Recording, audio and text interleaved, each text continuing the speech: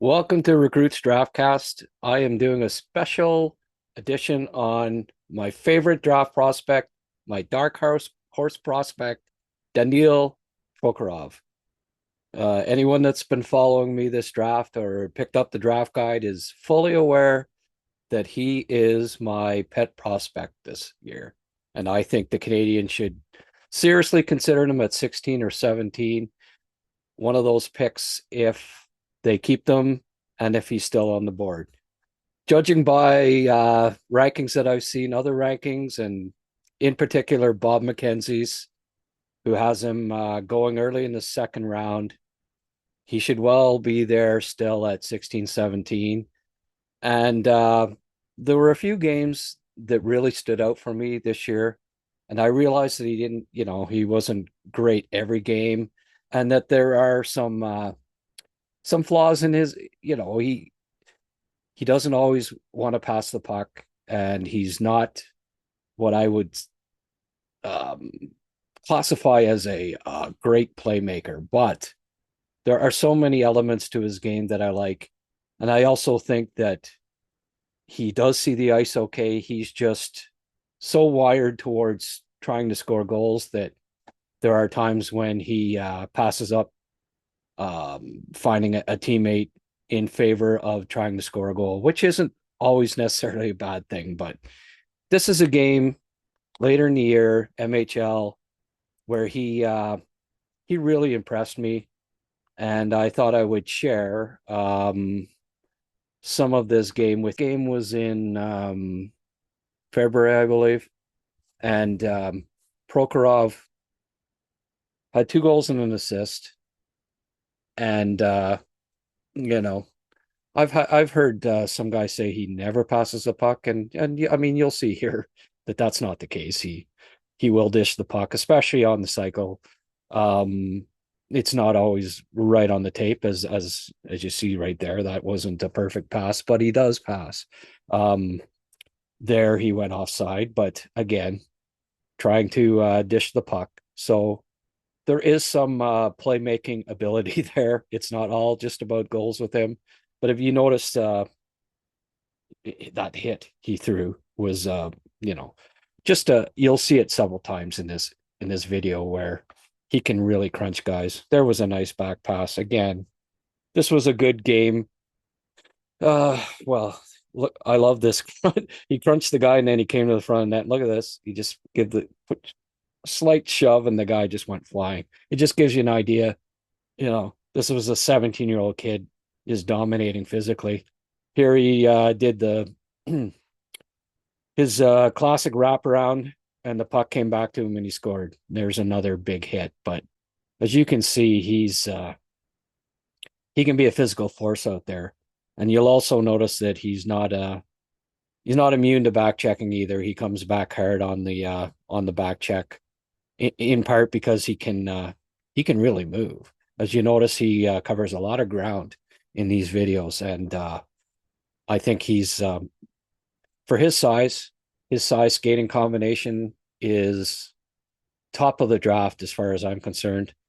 And here's a little scrum in front, and he just kind of, you know, what are you going to do about it type thing, right?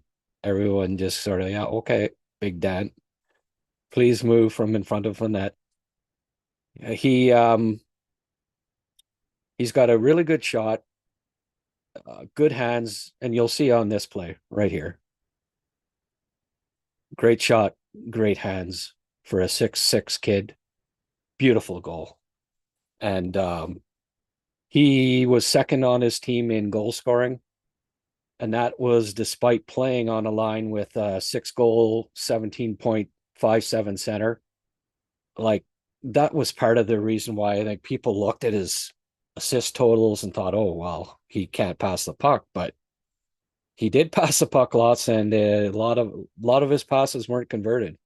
When he played for the national team, the U18 team, he played 5 games for them and he had 4 assists. Or sorry, he played 4 games with the U18 team and had 4 assists. So it just goes to show when he does play with good players that he has the ability to pick up assists. And I think as time goes along and he gets to better leagues and different coach who can maybe appreciate a little more just what he brings, and that he probably should have been on the first line in in the MHL. It's funny, like he played on a with really ordinary line mates on his MHL team, but every time he played with the U18 team, he wore a C. He was on the first line. He was on the first PK. He was, he was just highly coveted on the national team. Yet then he come back and play with a 5'7" center with 6 goals and 11 assists. But as you see in all these highlights, and there, that could have been his Hattie if they'd have passed it over to him at the end. He was there for the hat trick goal if the pass would have come to him. But 2 goals, 1 assist, best player on the ice. He was only 17 at the time, and I thought he was dominant in that game. So that just gives you a glimpse of the potential of this kid. I see him, with the right development, with the right coaching, becoming a really good complementary second line winger, power forward. They can chip in 20 to 35 goals a year, play physical style, help you defensively because of his size and his back checking and skating. I think there's a lot there, and that he's one of the underappreciated players in this draft class. Perhaps because they look at his stats and say, well, he only had 7 assists on the year, but I think a lot of it was due to circumstance, and that it doesn't really truly tell you the whole story because he wasn't on a good line, and whenever he did play with good players, he was more willing to pass the puck, perhaps because he knew that there might be some finishing going on, and he also picked up assists. So that's my big draft dark horse for the 2025 draft, and I think he's going to be a good one. And I if he's there for the Canadians at 16, 17, I don't know if they're going to consider him. I really don't.